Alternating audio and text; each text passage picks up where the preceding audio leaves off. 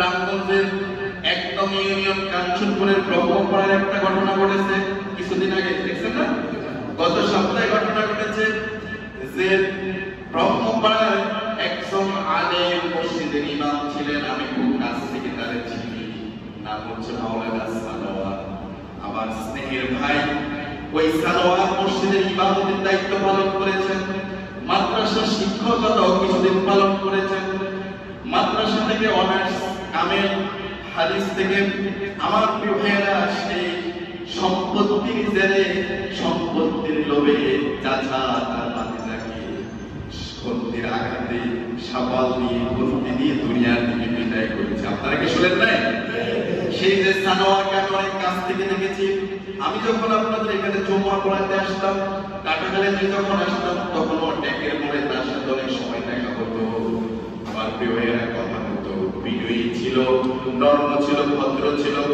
কিন্তু দেখা গেল সামান্য সম্পত্তির কারণে চাচা ভাতিজাকে দুনিয়া থেকে বিদায় নিয়েছে। তারও কিছুদিন আগে আমাদের ফরিদগঞ্জের চাঁদপুরের ফরিদগঞ্জে একটা ঘটনা ঘটেছে, তাও দেখা গিয়েছে চাচা ভাতিজা হয়েছে। আপনারা শুনেন নাই? এরকম শুধু এই আশেপাশের কথা বললাম, আপনাদের অঞ্চলের আশেপাশের কথা বললাম, সারা বাংলাদেশে বিভিন্ন জায়গায় এরকম হত্যা হচ্ছে। তাহলে বোঝা গেল এই যে আল্লাহ পাক অন্যায়ভাবে হত্যা করতে নিষেধ করেছেন, অথচ প্রাণী শুধু নয়, মানুষ হয়ে বাসন্ত মানুষকে হত্যা করছে। কথা বলেন ঠিক কিনা? আমরা আজকে শুনেছি যে সেই চাচা ঢাকা থেকে নাকি গ্রেপ্তার হয়েছে।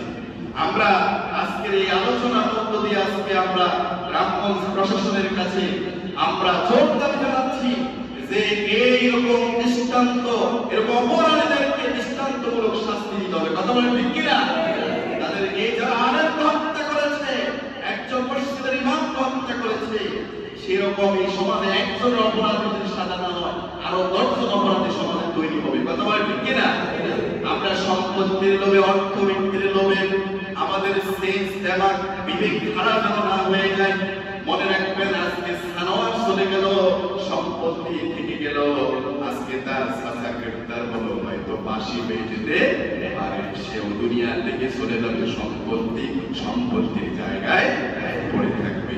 এজন্য আমরা সম্পত্তির জন্য আমরা বন্ধু হয়ে বন্ধুকে, চাচা হয়ে ভাতিজাকে, ভাতিজা হয়ে জ্যাঠাকে চাচাকে, কিংবা মামা হয়ে ভাগিনাকে, কিংবা ভাগিনা হয়ে মামাকে, কিংবা ভাই হয়ে ভাইকে আমরা যেন এই কাজ না করি। সম্পত্তি থেকে যাবে, দুনিয়া থেকে যাবে, সব থেকে যাবে, দুনিয়ার সকল মায়ার বন্ধন গুলো থেকে যাবে। আমি চলে যাব, আপনি চলে যাবেন, সব কিছু আগে পথে থাকবে। দেখেন না, খেয়াল করেন নাকি আপনার দাদাও এই সমাজে ছিল, বাবাও ছিল, আমার বড় ভাইও ছিল, কিন্তু আজকে তারা নাই। সম্পত্তির জায়গায় আছে, জমিতে জায়গায় আছে, বাড়ির জায়গায় আছে। এজন্য আমার প্রিয় ভাইয়েরা, অনুরোধ করে কই, সম্পত্তির জন্য, দোকানের জন্য, ব্যবসার জন্য, কোনো কিছুর জন্য আমরা যেন এই কাজ না করি। আল্লাহ আমাদের সকলকে হেফাজত করুন, বলি আমিন। জোরে বলি আল্লাহুম্মা আমিন।